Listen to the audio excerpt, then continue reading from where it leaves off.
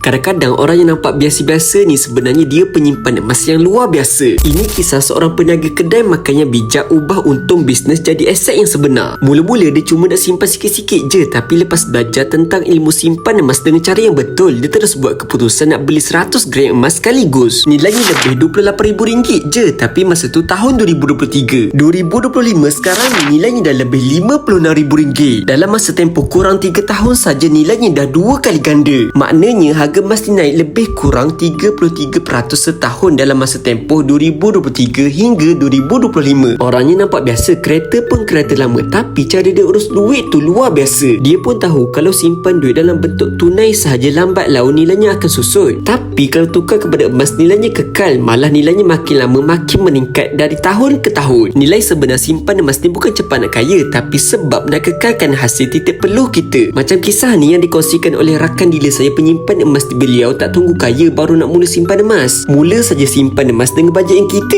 ada. Ingat, bukan emas yang membuatkan kita kaya, tapi ilmu. Nak saya bantu alihkan sebahagian simpanan kepada 100 gram emas, boleh terus kontak saya untuk saya bantu. So, dapat sesuatu? Cek komen. Jangan lupa follow.